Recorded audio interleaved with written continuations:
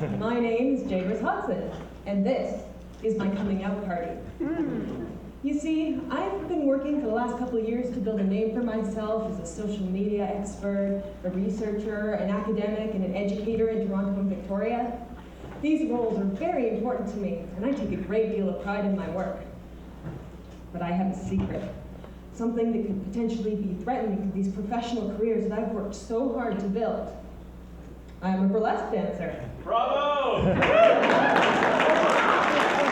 know, one of those performers that's sometimes comic, sometimes glamorous. They strip off all their clothes in a vaudeville show. The ladies and men in fishnets, corsets, and nipple tassels. Yeah, I've been performing in Toronto and Victoria since 2006 under the stage name Ronnie Rhinestone. I even started my own burlesque troupe. Yeah, when I'm not taking the professional world by storm, I'm taking it all off. Or at least I used to. A couple of years ago, I stopped. I was getting a lot of momentum in my professional career, and I landed a job at a university that was just a couple blocks away from clubs where I used to perform burlesque. The spheres were getting a little close. And I became deeply worried about what would happen in my professional career if my clients found out that I did burlesque. Heck, sometimes the bars that hired me seemed a little embarrassed about what I and the other dancers were doing. This is a picture of an actual sign that was put up outside of one of my performances at a bar. Explicit content? I joked at the time. I said, well, most of what counts for primetime TV is more explicit than me dancing around in my underwear.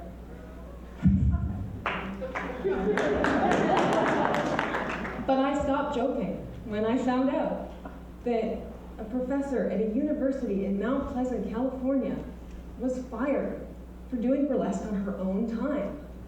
Something about professional content not suited to an employee of the university. So I stopped. I stopped performing burlesque. And when I did that, I also stopped talking about it. I was trying to manage my professional reputation in the hopes that my explicit past wouldn't catch up to my professional future. And when I did that, I died a small death.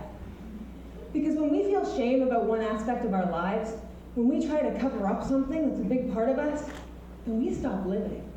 And I was trying to minimize something that for me was a big part of who I was. But then one day, I had an epiphany.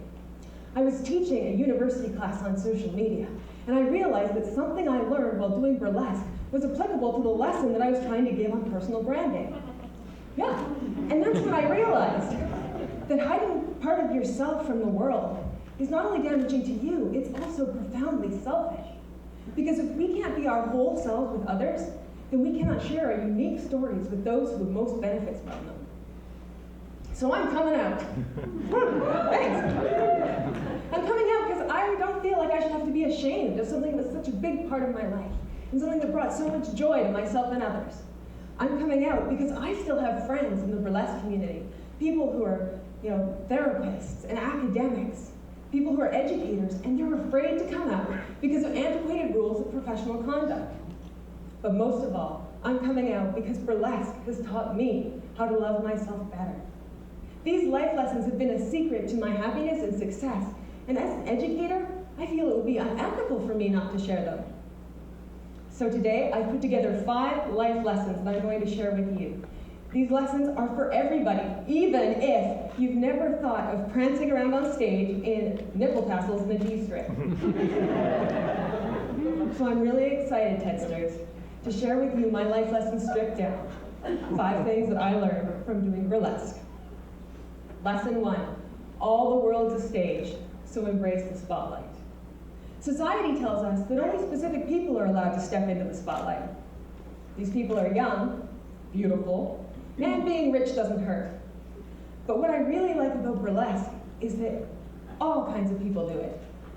You see women and men up there with the perfect body shapes and sizes, but you see even more people that don't quite fit in.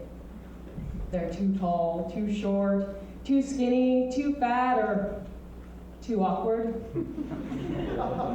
But what links them all together is that when they step on stage, they know that all eyes are on them, not because they're perfect, but because they stepped into the spotlight. Similarly, in life, don't let your limitations or your perceived limitations hold you back. Nobody can tell you that you're not good enough to live your full life. Only you can do that. But when you realize that you deserve the life you want, when you step into the spotlight, then nobody can take that away from you. Lesson 2, choose the right costume for you. Society tells us that if we wear the right clothes, then we'll fit in. But there's countless examples of people who have bucked that trend and still managed to be profoundly successful. Think of Silicon Valley entrepreneurs in their t-shirts and jeans, or Steve Jobs in his signature black turtleneck. Well, Steve wasn't successful because he wore the uniform of a successful business person. He was successful simply because he was true to himself. When I started doing burlesque, I would try to squeeze into costumes that didn't quite fit in order to fit a stereotypical notion of sexy. Instead of looking sexy, though, I just ended up feeling and looking mildly uncomfortable. In contrast, the most engaging performers that I've worked with, the most beautiful people at every shape and size, were those people who wore the costume that was right for them, instead of trying to conform to what they thought others wanted to see. Lesson 3, group numbers are always better than solos. We live in a world where we learn about survival of the fittest from a very young age. Living in this world means that we grow to be rugged individuals who have a hard time trusting others. When I first started doing burlesque, I saw that there was status in a solo spot in the show, so I tended to avoid working with other people. I learned very quickly, though, that watching a show full of solos is way less interesting than watching a show with many group members. That's because groups can do more than a solo artist can. They can support each other and tell a more interesting and complex story. After a while, I realized the true value of working in groups, to the point where I wasn't only working with groups, but I was avoiding doing solos because I was having so much fun with other people. In addition, these groups offered me the emotional support that was more than I ever dreamed possible. I love my burlesque brothers and sisters, and I would rather perform a group number with them in a dingy Toronto bar than perform a solo spot on the biggest stage on Broadway.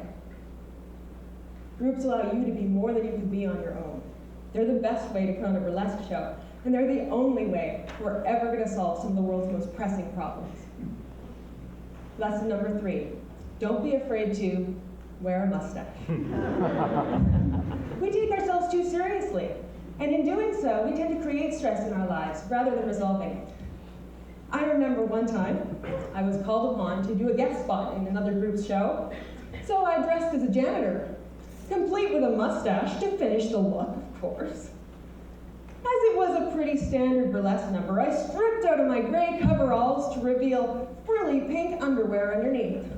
But I kept the mustache on the whole time. After the show, the group leader brought me over and wanted to offer me some advice. Good number, she said, but lose the mustache at the end. It's weird. I felt kind of sad about that, until another performer came up to me and said, don't listen. Your number was funny, and I thought the mustache was brave. Well, we all have a mustache.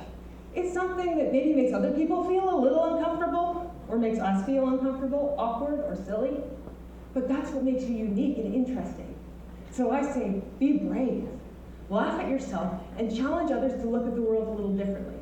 When you embrace your uniqueness, you'll be surprised at who steps up to join you. And then finally, the most important lesson that I think I learned in burlesque is take it all off. There is one thing in this world that makes me more terrified than standing in front of 500 people in my underwear trying to land the punchline to a bad joke. And that one thing is this. Telling you my story, my real story, without a mustache or a costume or a joke to hide behind, and knowing that this story could get out to my colleagues, my bosses, and my students is probably the most vulnerable I've ever been. So here you are, TEDsters.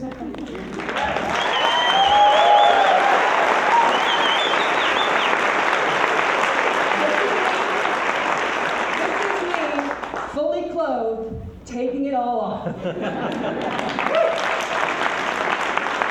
And I encourage each and every one of you to do the At essence, the most profound thing burlesque taught me, the one thing I want to remember, and I want each of you to remember going forward, is that there is strength in owning your vulnerability. Taking it off, revealing all of yourself to others is a gift that you give yourself and them. And if you take it off enough times, you realize that you do not have to run from those things that make you different from anybody else. You and me are beautiful because of everything that we are. And there is great power in unapologetically being your full self. Maya Angelou said, success is liking yourself, liking what you do, and liking how you do it. If this is true, and I think that it is, then burlesque has taught me the secret to success. And why wouldn't I want to share that? My name is Jaigris Hodson, but you can call me Ronnie Rhinestone. And this is my coming out party. Thank you for sharing it with me.